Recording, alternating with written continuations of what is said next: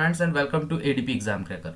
जैसा कि आप जानते हैं, इस चैनल पे मैं genuine entrance exam 2021 BA foreign language के लिए जो नोट्स हैं, जो जेन्युइन एंट्रेंस एग्जाम में जिन जिन कंट्रीज़ के ऊपर क्वेश्चन पूछे जाते हैं उसके नोट्स प्रिपेयर करा रहा हूँ। तो मैंने कुछ दिन पहले 5-6 कंट्रीज़ के नोट अपने चैनल पर प्रोवाइड कर दिए हैं। अगर आज तक अभी तक आपने उस चैनल को उस वीडियोस को नहीं देखा है तो मैं डिस्क्रिप्शन में उसके लिंक्स दे दूंगा, जाके देख लीजिएगा। और एक वीडियो शुरू करने से पहले एक बात और कि अगर अभी तक आपने इस चैनल को सब्सक्राइब नहीं किया है तो सब्सक्राइब कर लीजिए, क्योंकि जेन्युइन एंट्रेंस एग्जाम 2021 की बीए फॉरेन लैंग्वेज की पूरी प्रिपरेशन, फुल कोर्स की प्रिपरेशन इस चैनल पर आती रहेगी। जनवरी मंथ से आपकी इंग्लिश की प्रिपरेशन, जो एंटोनिम, सिनोनिम्स और आइडम फ्रेज आते हैं, वो भी कंप्लीट हो जाएगी। इस समय मैं थोड़ा बिजी चला, जानते होंगे कि कोरोना पैंडेमिक के बाद जो है मेरा भी मैं भी कॉलेज में ही हूँ। तो इसकी वजह से कोरोना पैंडेमिक के बाद, कोविड पैंडेमिक के बाद जो है मेरा कुछ दिन पहले ही क्लास स्टार्ट हुआ है। तो इस समय मैं रेगुलर क्लास कर रहा हूँ। कुछ दिन बाद जब मैं क्लास नहीं करूँगा तो आपके लगातार, मतलब समझ लीजिए कि जनवरी से आपके रेगुलर वीडियोस आपकी अपलोड होगी इंग्लिश के ऊपर भी। ये तो मैं टाइम निकाल के आपका ये वाला सिलेबस तो कंप्लीट करा दूंगा, ठीक है। तो आज हम शुरू करेंगे ट्रैवलर्स। जो ट्रैवलर्स जैसे कि जो यात्री जो फॉरेन कंट्रीज से आए थे, जैसे कि जेन्युइन एंट्रेंस एग्जाम में बीए फॉरेन लैंग्वेज के लिए जो होता है, ज़्यादा से ज़्यादा क्वेश्चन जो होते हैं फॉरेन कंट्रीज के ऊपर से जेन्यू पिकअप करता है, एनटीए पिकअप करता है कि ज़्यादा से ज़्यादा क्वेश्चन, ताकि आपको वो समझ सके, वो जानता है कि आपको कितनी फॉरेन के बारे में जानकारी है, क्योंकि आपको फॉरेन लैंग्वेज पढ़नी होती है। तो जो ट्रैवलर्स इंडिया में आए, फॉरेन ट्रैवलर्स जो अलग देश से आए, उनके बारे में भी कई बार क्वेश्चंस पूछ लिए जाते हैं जेन्युइन एंट्रेंस एग्जाम में। सो आज जो है वो उसी के ऊपर ये वीडियो है। मैंने जिन जिन ट्रैवलर्स के नाम इसमें लिखे हैं इस नोट में, वो ऐसा नहीं है कि वो पूरे ट्रैवलर्स हैं जो इंडिया में आए हैं। मैंने उन ट्रैवलर्स को कवर अप किया है जो कि जेन्युइन एंट्रेंस एग्जाम के पॉइंट ऑफ व्यू के हिसाब से जो सुटेबल है कि ये इसके ऊपर क्वेश्चन पूछे जाते हैं। इसमें से कई ट्रैवलर्स तो ये हैं कि लगातार 2-3 साल जो है इनके ऊपर क्वेश्चन पूछेंगे। सो जो इम्पोर्टेंट ट्रैवलर्स हैं जेन्युइन एंट्रेंस एग्जाम के पॉइंट ऑफ व्यू से, उन ट्रैवलर्स को मैं इस वीडियो में लेके आया हूँ। तो चलिए शुरू करते हैं। इस वीडियो में हम पढ़ेंगे ट्रैवलर्स, किस समय वो आए, किसके का शासन काल में, मतलब कौन से राजा उस समय मतलब राज्य कर रहे थे, और उन्होंने क्या कंट्रीब्यूशन दिया, अपना क्या योगदान दिया भारत में, उसके बारे में पढ़ेंगे। इसके ऊपर भी क्वेश्चन आए, इसलिए मैं बता देता हूँ। पहले हैं ट्रैवलर जो हैं हमारे डायमिकस। डायमिकस के बारे में ज़्यादा से ज़्यादा लोग नाम सुना होगा। डायमिकस की जो टाइम पीरियड था वो 3020 बीसी से 273 बीसी। जैसे कि आप जानते होंगे बीसी जो है हमेशा उल्टा चलता है, तो 320 बीसी से 273 बीसी तक। और ये जो थे, ये ग्रीक के ट्रैवलर थे, ग्रीक एम्बेसडर थे। किसके शासनकाल में ये आए थे? यह बिंदुसार के शासनकाल में आए थे। अब कमेंट करके बताइएगा कि बिंदुसार जो है वह किस राजवंश के शासक थे, किस राजवंश के शासक थे, है नहीं थे, सॉरी। और उसके बाद है मेगस्थनीज। मेगस्थनीज के बारे में ज़्यादा लोगों ने सुना होगा कि इन्होंने एक फेमस बुक लिखी थी जिसका नाम था इंडिका, ठीक है। तो उन्हीं के ऊपर कई बार क्वेश्चन पूछा गया कि इंडिका बुक के राइटर कौन है, मेगस्थनीज ने कौन सी बुक लिखी, इस तरह के क्वेश्चन पूछ लेते हैं। तो मेगस्थनीज का टाइम पीरियड है 302 बीसी से 298 बीसी। यह जो है सेल्यूकस निकेटर के एम्बेसडर थे। एम्बेसडर मतलब राजदूत, उन्हीं के साथ मतलब राजदूत थे। और यह चंद्रगुप्त मौर्य के राज्य दरबार में आए हुए थे। ये ग्रीक एम्बेसडर थे। इन्होंने क्या बुक लिखी थी? इंडिका, ठीक है। अगला है टॉलमी। टॉलमी जो है, इनका टाइम पीरियड है 130 एडी। और इन्होंने एक बुक लिखी थी जियोग्राफी ऑफ इंडिया। इन्होंने बुक लिखी थी जियोग्राफी ऑफ इंडिया। ये यहाँ पे लिखा हुआ है, मैंने डबल इन्वर्टेड कॉमा नहीं किया है, सॉरी, जियोग्राफी ऑफ इंडिया, जो हमारे एंशियंट इंडिया के बारे में डिस्क्राइब करता है इस बुक में। मतलब हमारे इंडिया के एंशियंट प्राचीन काल के बारे में डिस्क्रिप्शन पूरा मिलता है। तो ये किसने लिखा था? टॉलमी ने। तो जियोग्राफी ऑफ इंडिया टॉलमी ने, इनका ये भी एक ग्रीक एम्बेसडर थे और यह जियोग्राफर थे। ठीक है, फिर आते हैं अगले ट्रेवलर की तरफ, फाहियान। फाहियान, इनका टाइम पीरियड था 405 से लेके 411 एडी। अब हम लोग एडी में आ गए तो सीधा चलेंगे, बीसी में थे, उल्टा चल रहे थे। तो उसके ये थे जो फाहियान, आपको नाम से पता चल रहा होगा कि ये चाइनीज ट्रेवलर थे। और फाहियान के बारे में एक और बात बता दूं कि इन्होंने बौद्ध धर्म के ऊपर बहुत शिक्षा प्राप्त की थी और ये बौद्धिस्ट मॉन्क भी थे। यह जो है इंडिया में चंद्रगुप्त द्वितीय, मतलब जिन्हें हम विक्रमादित्य भी कहते थे, उनके समय में आए थे।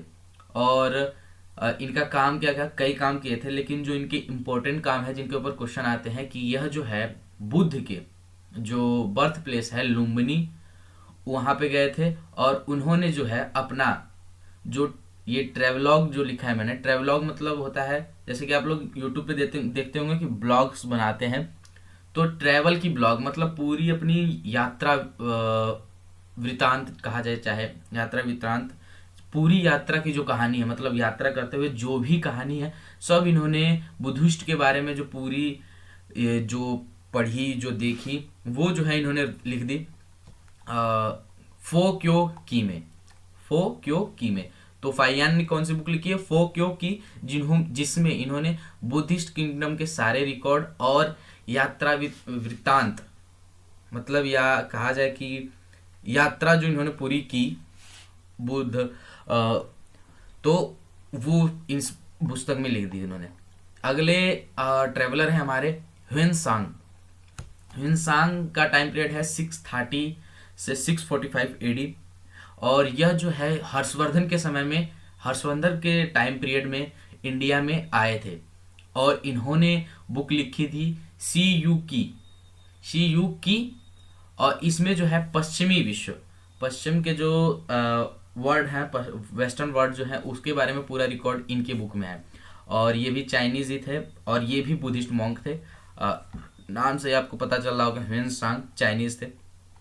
फिर है अगले हमारे राइटर हैं, अगले ट्रैवलर हैं, सॉरी, आइटसिंग। इनका पीरियड था 671 एडी से लेके 695 एडी तक। ये भी चाइनीज ही ट्रैवलर थे और ये आए थे बुद्धिज्म से कनेक्शन, मतलब अपना कनेक्शन जो है, अपनी जो मतलब अपनी बुद्ध से जोड़ने आए थे, बुद्ध से अपने आप को जोड़ने आए थे, बुद्ध से बुद्धिज्म में जुड़ने आए थे। फिर आते हैं अगले ट्रेवलर्स हैं, इनके बाद भी कई ट्रेवलर चाइनीज ट्रेवलर्स आए थे, लेकिन वह ज़्यादा इम्पोर्टेंट नहीं थे, इस वजह से मैंने वो नहीं लिखा है। उसके बाद आते हैं अल मसूदी। इनका टाइम पीरियड था 957 एडी।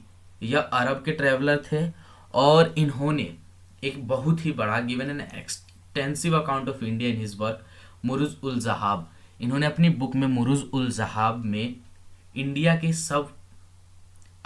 के बारे में ज़्यादा, मतलब बहुत ज़्यादा बढ़ा चढ़ा के बताया है अल मसूदी में।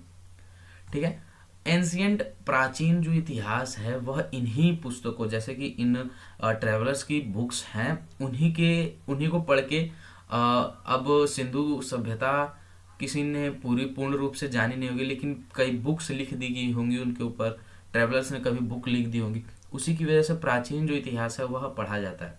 तो इसी, जैसे कि एक ये राइटर है अल मसूदी, इन्होंने मुरुज उल जहाब में इंडिया के ऊपर बहुत सा मतलब लिखा था। ये पूरी बुक इंडिया के ऊपर लिखी थी, तो उसमें बहुत ही प्राचीन बातें लिखी होंगी, उन्हीं को पढ़ के एंशियंट हिस्ट्री बनती है। फिर आते हैं अगले ट्रेवलर हैं अल बरूनी और अबू रहमान महमूद। ठीक है, क्या है? अल बरूनी और अबू रहमान महमूद। ये जो है इनका टाइम पीरियड है 1024 से 1030 एडी तक। मुस्लिम स्कॉलर थे और पॉलीमैथ थे। मोहम्मद गजनी के साथ आए थे इंडिया में और पहले मुस्लिम थे जिन्होंने इंडिया के बारे में इंडिया पढ़ा और इन्होंने खोजा कि इंडियोलॉजी की खोज की थी। इंडियोलॉजी क्या होता है? कि इंडियोलॉजी होता है कि इंडिया के कल्चर, लिटरेचर और लैंग्वेज के बारे में जिसमें पढ़ाई होती है, ये एक स्टडी की ब्रांच है। जैसे कि जूलॉजी, लॉजी के वर्ड आप जानते ही हो, लॉजी का मतलब होता है मतलब स्टडी ऑफ। तो इंडो मतलब हो गया इंडिया के बारे में, और लॉजी मतलब स्टडी। तो इंडिया के जो लिटरेचर हो, लैंग्वेज हो, कल्चर हो, जिस जिस इंडिया के बारे में जो, तो वो इंडोलॉजी में होता है। इन्होंने ही फाउंड किया था इंडोलॉजी को। इन्होंने एक किताब भी लिखी थी जो फेमस बुक है, बहुत ही फेमस बुक है। इसके ऊपर कई बार क्वेश्चन जेन्युइन इंट्रेंस एग्जाम में भी पूछे गए हैं, और बनारस हिंदू यूनिवर्सिटी में भी कई बार क्वेश्चन पूछे गए इसके ऊपर कि इन्होंने कौन सी किताब लिखी थी। किताबुल हिंद नाम से बताओ, किताबुल हिंद, हिंद के ऊपर पूरी मतलब इंडिया के ऊपर इन्होंने बुक लिखी थी। तहकीक, उसका अलग नाम, एक और नाम है तहकीक हिंद, ठीक है। उसके बाद आते हैं traveller Marco Polo. Marco Polo हैं वेनेतियान के। इनका टाइम पीरियड था 1992 से 1994 एडी। और पांड्या रूलर के समय, मदुरई में पांड्या रूलर जब थे उस समय में ये साउथ में आए थे, साउथ इंडिया में जब पांड्या रूल थे मदुरई में, उस समय ये आए थे। और इन्होंने एक बुक लिखी थी, the book of sir Marco Polo, ठीक है, the book of sir Marco Polo, जिसमें इंडिया के आर्थिक जो प्राचीन आर्थिक इतिहास था, आर्थिक के ऊपर इतिहास था, अर्थव्यवस्था कैसी थी, वो मार्को पोलो के बुक में मतलब लिखी गई थी। जैसे कि देख रहे होंगे, the book of sir Marco Polo which gives a economical history of India, मतलब आर्थिक जो मतलब अर्थव्यवस्था थी इंडिया की प्राचीन काल में, उसके ऊपर इन्होंने बुक लिखी थी। फिर आते हैं अगले ट्रेवलर हैं इब्न बतूता। यह जो है 1333 से 1347 इनका एडी टाइम पीरियड था, और ये मॉरिस के ट्रेवलर थे। मोहम्मद बिन तुगलक के समय में यह इंडिया आए थे, और इन्होंने एक बुक लिखी थी रहला। देख लीजिए, इंपॉर्टेंट क्वेश्चन है ये, रहला बुक लिखी थी इब्न बतूता ने। और यह क्या था, रहला बुक में क्या था कि जैसे इन्होंने जब यह इंडिया विजिट इन्होंने किया, तो जितना ट्रैवल किया और जितनी इम्पोर्टेंट जानकारी जो इन्होंने जुटाई थी, वह रहला में ही नोट ओवर कर दिया था। मतलब इनको पूरा अपना, जैसे कि लिखा हुआ है देखिए यहाँ पे, द ट्रैवलॉग मैंने अभी आपको बताया कि ब्लॉग्स आप यूट्यूब पे देखते होंगे, ब्लॉग्स एक फेमस यूट्यूबर है जो ब्लॉग्स बनाता है, नाम याद नहीं आ रहा है, बहुत मतलब ब्लॉग्स बनाता है, और वो ट्रैवल की ब्लॉग्स, तो हो गया ट्रैवलॉग। तो इन्होंने अपनी ट्रैवल की पूरी ब्लॉग जो है, मतलब पूरी जो घटना है, वह रहला में लिख दी थी। फिर अगले ट्रैवलर हैं हमारे सहियाबुद्दीन अल उमारी। इनका टाइम पीरियड था 1348 एडी से, और यह डेमस्कस से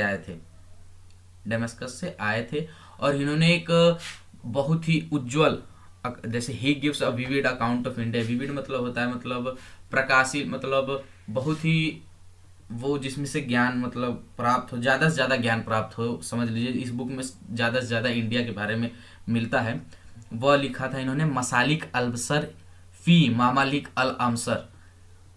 अब ये बुक है, ऐसा नाम है कि याद करने में परेशानी होगी, तो इसको मैंने याद किया था ममालिक अल अमसर सिहाबुद्दीन अल उमारी। बस इतना हमने याद कर लिया था कि सिहाबुद्दीन अल उमारी ने लिखा है ममालिक अल अमसर, तो ये हुआ, इन्होंने ये लिखा था बुक। फिर आते हैं अगले ट्रेवल्स हैं विलियम हॉकिंस। इनका टाइम पीरियड है 1608 से 1611 एडी, और ambassador of James first king of England, जो जेम्स प्रथम थे, आपने नाम सुना होगा, इंग्लैंड का इतिहास पढ़ा होगा, तो जेम्स प्रथम जो थे उसके राजदूत थे विलियम हॉकिंस। इनका टाइम पीरियड था 1608 से 1611 एडी, और यह जो है जहांगीर के समय में आए थे इंडिया में। और इनके साथ विलियम हॉकिंस के साथ, देखिए क्वेश्चन पूछा जाता है कि विलियम हॉकिंस के साथ कौन आया था और किसके समय में आया था, किसके राज्य काल में आए थे ये विलियम हॉकिंस और विलियम फिंच।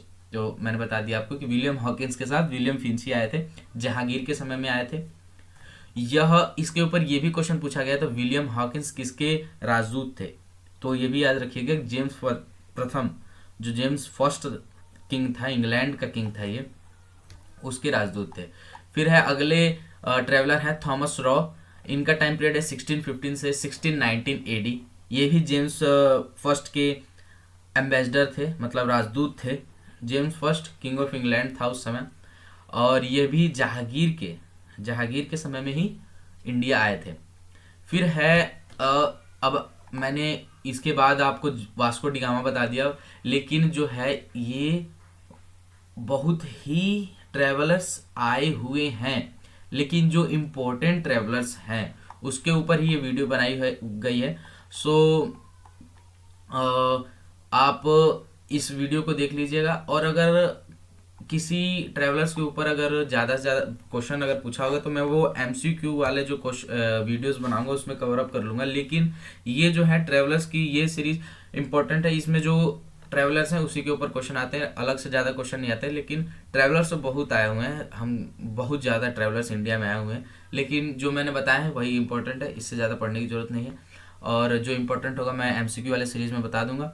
और ये वास्को डिगामा, इनका टाइम पीरियड 1460 से 1524 था। और मैंने ये नहीं बताया है कि ये किसके शासनकाल में आए थे, कहाँ आए थे, इन्होंने क्या किया था। सो आप कमेंट करके बताइएगा कि वास्को डिगामा किस पोर्ट पे सबसे पहले आया था, किस मतलब राजा के शासनकाल में आया था, और इसने मतलब टाइम और कब आया था, मतलब एक्यूरेट जो इनका ईयर है, कौन से ईयर में यह उस पोर्ट पे पहुंचे थे, ये सब मुझे कमेंट करके बताइएगा। वास्को डिगामा जो है कौन से पोर्ट पे किस ईयर में आया था, किस राजा के समय में आया था, ठीक है। ये सब मुझे वास्को डिगामा के बारे में बता दीजिएगा, क्योंकि मैंने वास्को डिगामा के बारे में नहीं बताया, क्योंकि वास्को डिगामा के बारे में हम लोग बचपन से ही पढ़ते आ रहे हैं कि वास्को डिगामा इतने इस ईयर में भारत की खोज कई बार सुना होगा। सो इसलिए मैंने पूछ लिया, कमेंट में आप बता दीजिएगा वास्को डिगामा। तो ये हो गया आज के ट्रेवलर्स की वीडियो।